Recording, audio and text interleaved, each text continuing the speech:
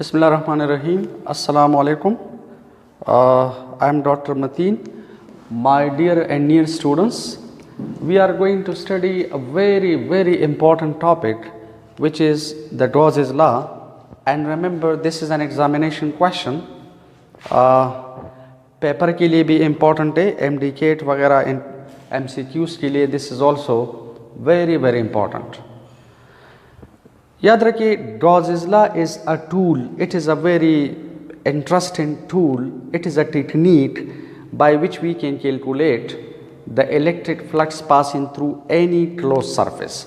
So if you see first, look at the statement, Gauss's law of electrostatics. Gauss's law of electrostatics. देखिए, इससे पहले हमने पढ़ा था Coulomb's law of electrostatics.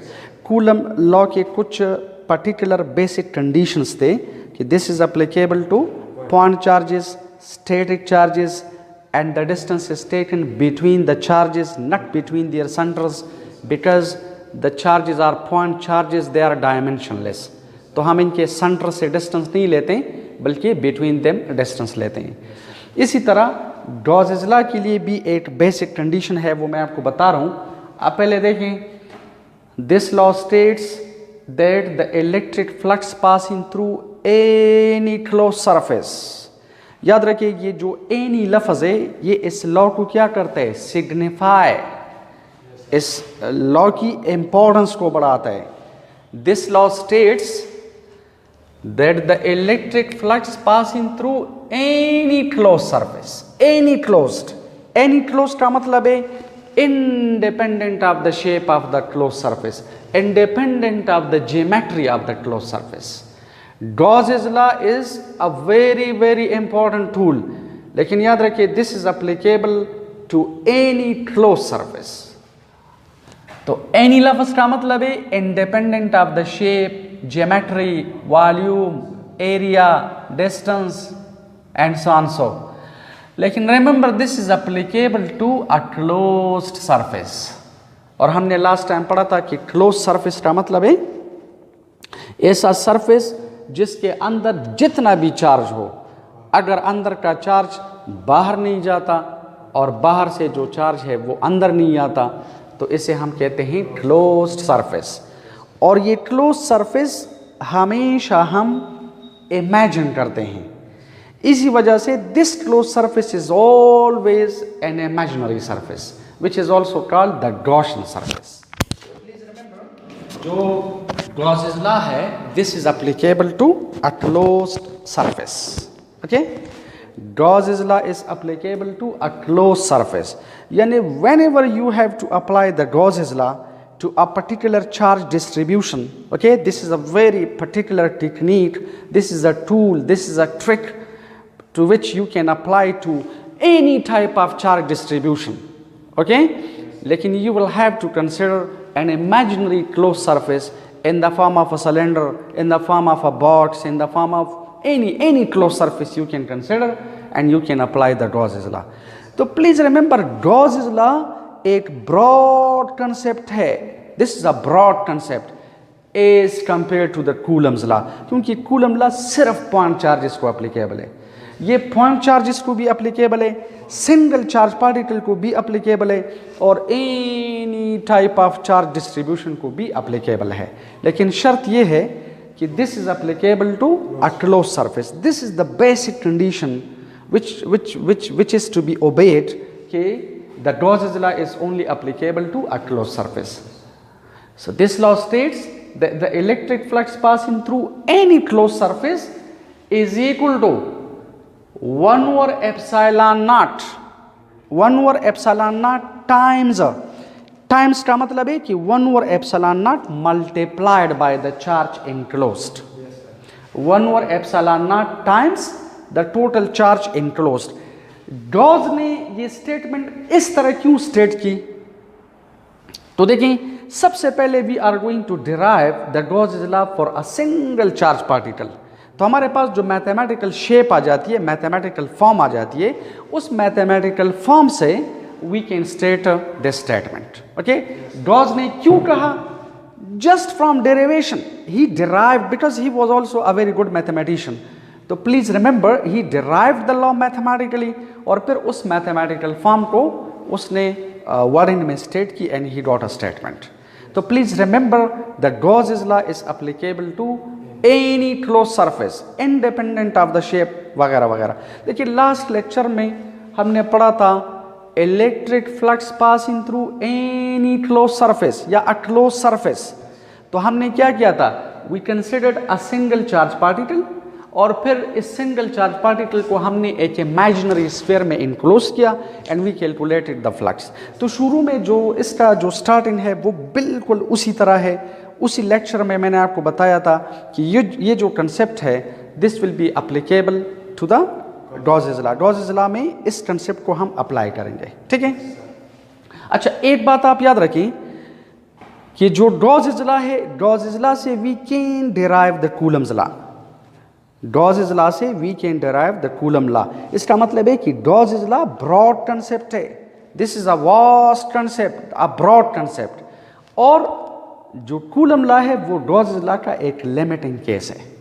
Coulomb law सिर्फ point charges को applicable है, स्टैटिक पॉइंट चार्जेस को एप्लीकेबल है, ये स्टैटिक पॉइंट चार्जेस को एप्लीकेबल है और चार्ज डिस्ट्रीब्यूशन को भी एप्लीकेबल है। लेकिन रिमेंबर, उसे भी हम कहते हैं कूलम्स लॉ ऑफ इलेक्ट्रोस्टैटिक्स, इसे भी हम कहते हैं गॉसेस लॉ ऑफ इलेक्ट्रोस्टैटिक्स, यानी दोनों इलेक्ट्रोस्टैटिक के बेसिक लॉज हैं। फर्क सिर्फ ये है कि वो एक लिमिटिंग केस है and this is a broad concept. And remember, from the Gauss's law we can derive the Coulomb's law, okay.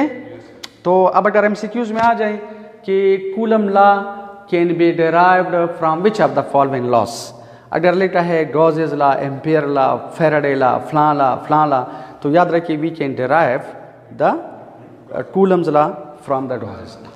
तो let us first try for a single charge particle and then we see what happens.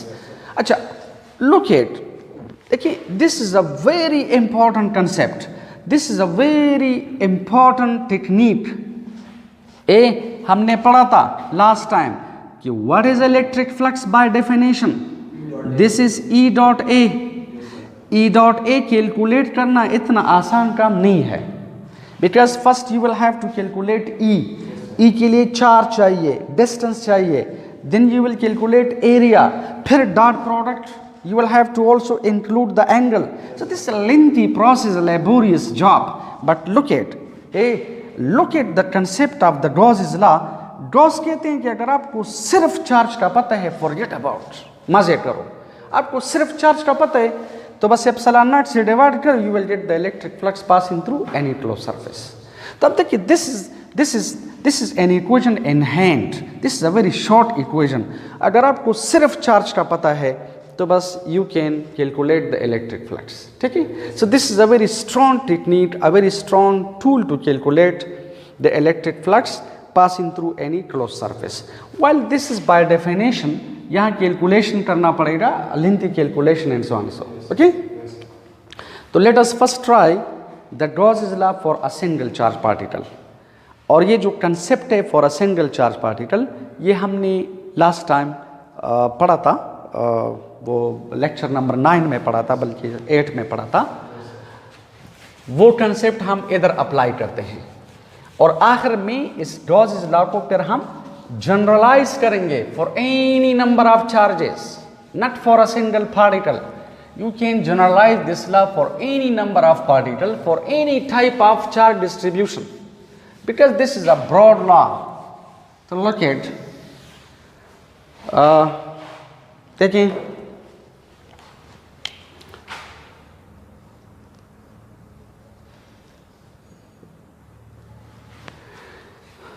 हम ऐसा करते हैं कि single charge particle से start लेते हैं।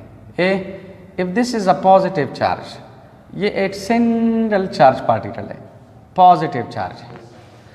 Positive charge के फील्ड का डायरेक्शन आउटवर्ड, तब देखिए आउटवर्ड इस तरह भी पॉसिबल है, इस तरह भी पॉसिबल है, इस तरह भी पॉसिबल है, लाइक दिस है, it is possible like this. अब हमें पता है गॉसेस लॉ का बेसिक कंडीशन क्या है कि it is applicable to a closed surface. if it is applicable to a closed surface. So we are going to imagine an imaginary closed surface in the form of a sphere. I am considering I am enclosed in this charge particle in the form of a closed surface. ये आपको circle नज़र आ रहे हैं, लेकिन याद रखिए this is a sphere, क्योंकि sphere को हम 2D में इस प्लेन में आसानी से नहीं बना सकते। याद रखिए दिस इज़ अ स्फेयर, और इस स्फेयर को हम कहते हैं Gaussian sphere. This is called Gaussian sphere, या this is called Gaussian surface. Gaussian surface का मतलब है an imaginary surface to which the Gauss law is applicable. कभी कभार प्रैक्टिकल में पूछते हैं वाइवा में कि what is meant by Gaussian surface. तो गॉसियन सरफेस का मतलब है an imaginary surface which encloses the charge and to which the Gauss's law is applicable is called a Gaussian surface. Okay? अब आप देखिए मेथड क्या था। मेथड ये था कि इस पूरे स्फीयर को आप स्मॉल स्मॉल पेचेस में डिवाइड करें, हर पेज से फ्लक्स कैलकुलेट करें और बाय डेफिनेशन, और फिर इन तमाम फ्लक्सेस को ऐड करें, you will get the total flux. तो let us see what happens. ये हम दोबारा पढ़ रहे हैं, एक दफ़ा पढ़ा है। लुक एट हमारे पास अगर ये है पेज नंबर 1, आपको पता है पॉजिटिव चार्ज के फील्ड का डायरेक्शन आउटवर्ड है, इज इट? और लेट अस सपोज इस पेज का एरिया है डेल्टा A1। डेल्टा का मतलब है small area of page number 1, क्योंकि इस पेज का जो नॉर्मल है वो बिल्कुल ई को पैरेलल है, तो ई और इस नॉर्मल के दरमियान angle is 0। This is another page. अब देखिए ये क्लोज होने चाहिए, लेकिन मैं इसी वजह से ले रहा हूँ इसी तरह कि आपको नजर आ जाए। This is for example delta A2 और ये है ई, और देखिए this is another page which is delta A3 up to delta AN। तो देखें अप्लाइंग फर्स्ट द डेफिनेशन। तो डेफिनेशन ऑफ फ्लक्स क्या है? E dot A, the electric flux passing through the first page is E dot delta A1. The electric flux through the second page is E dot delta A2. The electric flux passing through the third patch is delta A3, or generalizing this, so the electric flux passing through the nth page is equal to E dot delta AN। सही है? This is the total flux. ये वो total flux है, is it? यानी अगर आप इन तमाम को ऐड करें तो this will give you the total flux leaving from this Gaussian sphere. इसी वजह से अगर आप टोटल फ्लक्स कैलकुलेट करें तो I will write it here. देखिए the total flux will be equal to flux number 1, flux number 2, ठीक है, flux number 3, और up to this is for example up to the last which is flux number n। ठीक है, this is let equation number 2। आप ऐसा करें, put equations 1, यानी 1 में जितने भी इक्वेशंस है आप इसे 2 में पुट करें, इन इक्वेशन नंबर 2। तो देखिए ये आ जाएगा electric flux is equal to E dot delta A1 plus E dot delta A2 plus E dot delta A3 plus E dot delta A n. सही है। अब मैथमेटिक्स कहती है कि इसे इस तरह लिखो, लोकेट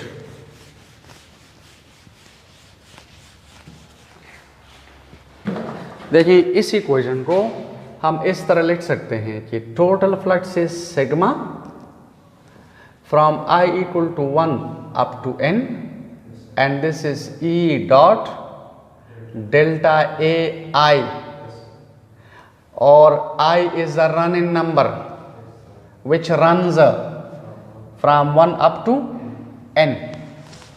देखिए I is a running number which runs from 1 up to n। लेकिन रिमेंबर लास्ट टाइम भी हमने पढ़ा था कि mathematically this equation can be written like this, sigma over the whole surface and this is E dot delta A. अगर आप ऐसा करें कि इसे डेल्टा ए ले ले, ये भी डेल्टा ए मैग्नीट्यूड्स में अगर ये तमाम पेजेस बराबर है delta A delta A delta A delta A, तो फर्स्ट डेल्टा ए से फ्लक्स कैलकुलेट करो, फिर सेकंड से, फिर थर्ड से बाय डेफिनेशन, ठीक है, और फिर फोर्थ से, और फिर nth से, और फिर इन तमाम को ऐड करें तो we can say like this. So this is the total flux leaving by the Gaussian sphere due to this point charge, due to this single charge particle, ठीक है। this could be written like this, electric flux is equal to sigma, देखिए E is a vector, delta A is a vector, तो A dot B formula जो first year में पढ़ा है, A dot B is equal to A B cos theta, इसे मैं लिख सकता हूँ E delta A into cos theta. याद रखिए यहां पर जो थीटा है वो जीरो है। क्यों जीरो है? डेल्टा A1 और E के दरमियान एंगल जीरो, डेल्टा A2 और E के दरमियान एंगल जीरो, डेल्टा A3 और E के दरमियान एंगल जीरो। तो अगर आप हर एक में angle zero zero zero zero put करें और कैलकुलेशन करें और फिर तमाम को ऐड करें, you are getting the same result, as it. अगर आखिर में एंगल जीरो पुट करें, डजंट मैटर। तो that is very lengthy process. तो हम इस तरह करते हैं, देखें अगर आप इस तरह लेके E डॉट डेल्टा A1, तो this is E delta A1 cross theta which is zero, तो E डेल्टा A1 आ जाएगा, फिर E डेल्टा A2, फिर E डेल्टा A3, फिर तमाम को ऐड करें, डजंट मैटर। और आखिर में अगर आप थीटा की जगह जीरो पुट करें, इट डजंट मैटर। तो देखें ये मैं लिख सकता हूं electric flux is sigma and this is E delta A and you know cos जो थीटा है this is zero. What is cos zero? Cos zero is 1. अगर cos zero 1 है तो हम इसे इस तरह लिख सकते हैं, शाबाश। देखें electric flux due to the single charge particle passing through the Gaussian sphere is written as sigma s and this is E delta A। आप लोग देखिए इस E का क्या मतलब है? Magnitude of E। तो देखिए मैग्नीट्यूड इस स्फीयर के ऊपर, ये हमने लास्ट टाइम भी पढ़ा था कि इट रिमेन्स कांस्टेंट, क्योंकि इस चार्ज पार्टिकल का और इस पॉइंट का डिस्टेंस r है। This is also r which is the radius of the sphere of the Gaussian sphere, this is r। तो मैग्नीट्यूड ऑफ E अगर आप इधर देखें या इस सरफेस के ऊपर इधर देखें, इधर देखें, इधर देखें, इधर, तो इट विल रिमेन कांस्टेंट। इसी वजह से इस E को आप इस सिग्मा से बाहर ले आएं। कैसे आप बाहर करें? इस E को बाहर ले जाएं और I'll write it like this, sigma delta A over the whole surface. Now what is sigma delta A over the whole surface?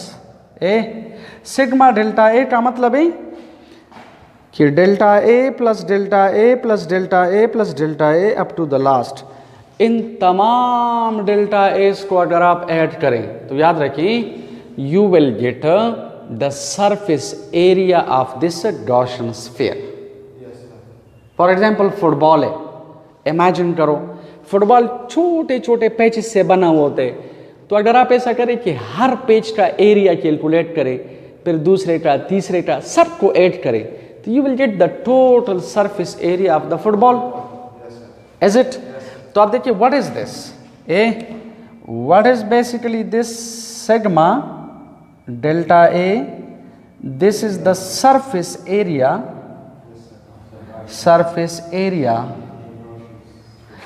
of the Gaussian sphere, ये Gaussian sphere का surface area है, सही? और आपको पता है सरफेस एरिया, स्फीयर का surface area कितना होता है? 4 पाई आर स्क्वायर, इसका सरफेस एरिया होता है 4 पाई आर स्क्वायर। तो locate, any question?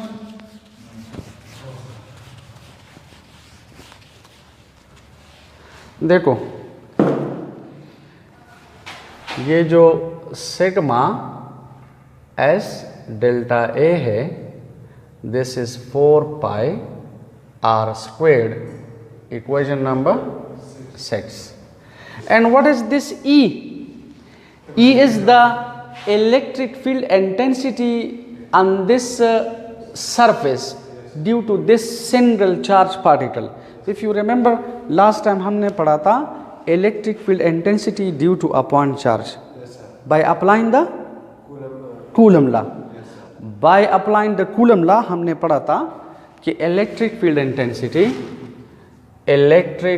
intensity due to a point charges, यहाँ पर ये हम अप्लाई कर सकते हैं, it is like this. This is equation number 7. आप ऐसा करें, put equation 6 and 7 in 5. Put equation number 6 and 7 in equation number 5. Is it? So let us see what happens. The electric flux due to this single charge particle which is leaving from the Gaussian surface or sphere is 1 over 4 pi epsilon naught.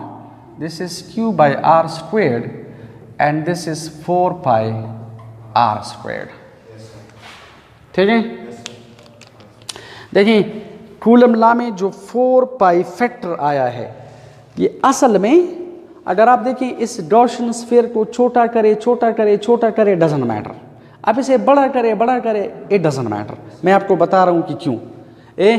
इसी वजह से ये 4 पाई और ये 4 pi r square के साथ cancel, तो हमारे पास जो इलेक्ट्रिक फ्लक्स है it is q divided by epsilon naught. This is the electric flux due to a point charge according to the Gauss's law. अब देखिए he did calculation, he used mathematics और mathematically he proved, look at, आप इधर देखें, this is the electric flux passing through that Gaussian sphere due to a point charge which depends wholly solely on the charge enclosed inside the sphere. Gauss कहते हैं forget about E, forget about area, r distance, volume, area, density, shape, forget about.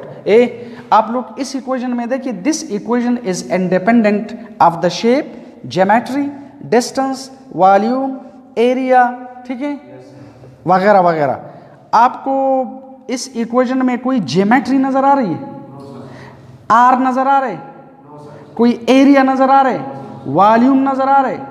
आप देखिए it is independent of anything, it wholly solely depends upon the charge enclosed. तो Gauss कहते हैं कि forget about this lengthy process, कि आप कहते हैं स्मॉल एरिया में डिवाइड करें फ्ला और फिर फ्लक्स कैलकुलेट करें और फिर ऐड करें and then you will get the total flux.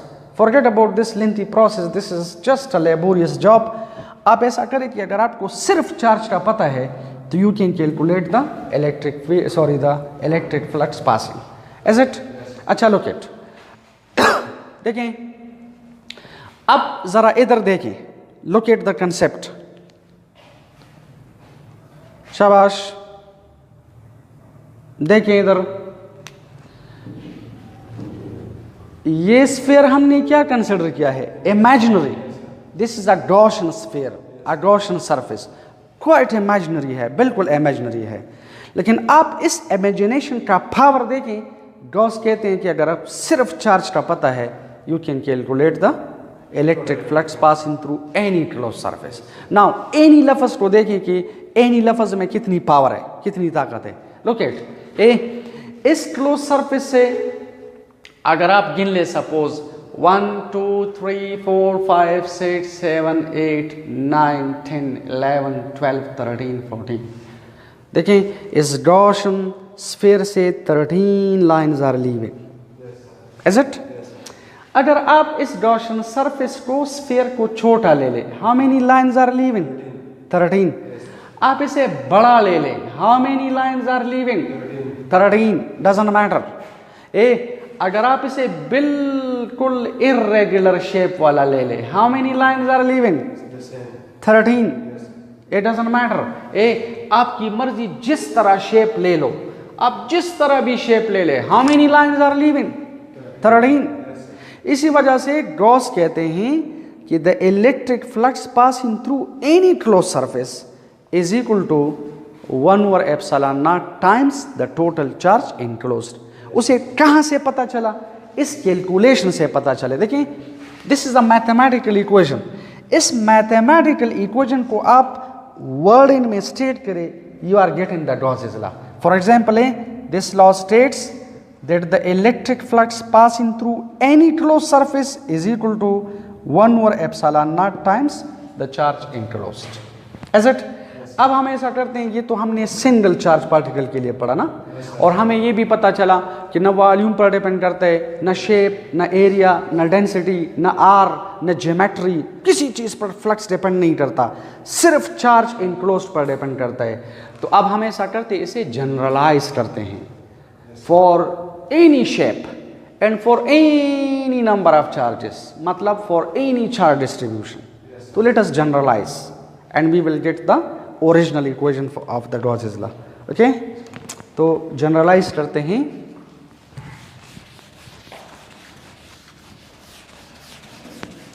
Let us generalize this.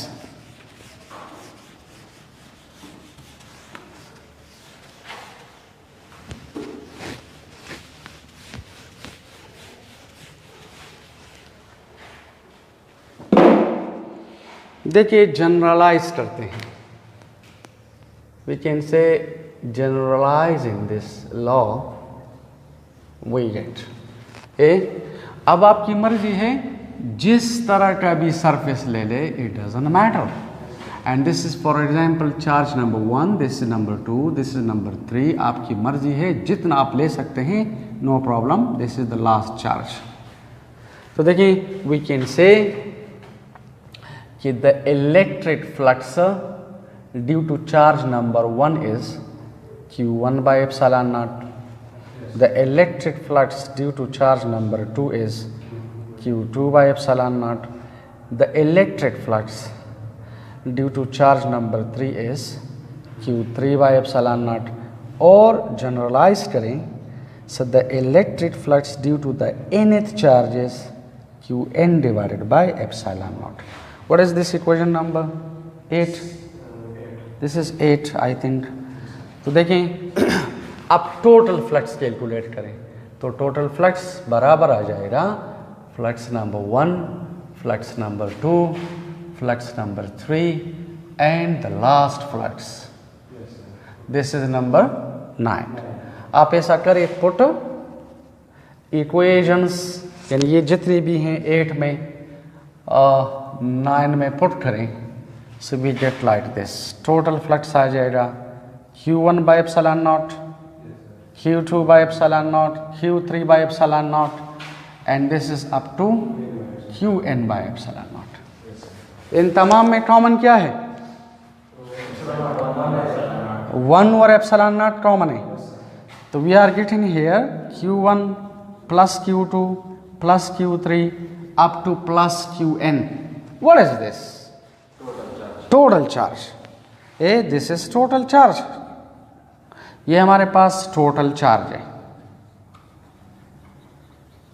ठीक है। टोटल चार्ज को हम कैपिटल क्यू से रिप्रेजेंट करते हैं। अब आप देखें, आप इसे स्टेट करें तो गॉसेस लॉ की स्टेटमेंट आ जाएगी। This law states that the electric flux passing through any close surface is equal to 1 over epsilon naught times the total charge enclosed. So the Gauss's law is, this is Q divided by epsilon naught. Is it? So this is the Gauss's law. This is number 10. Okay? देखिए, Gauss's law is a very important tool. Gauss कहते हैं कि forget about the lengthy process, forget about this lengthy calculation. अगर आपको सिर्फ charge का पता है, एप्सिलॉन नॉट से डिवाइड करिए, you are getting the flux leaving by any close surface. तो please remember the Gauss's law is applicable to any closed surface. It is independent of the geometry. Whatever the geometry of the closed surface is, the shape is, you can apply the Gauss's law very simply. Okay? Thank you very much.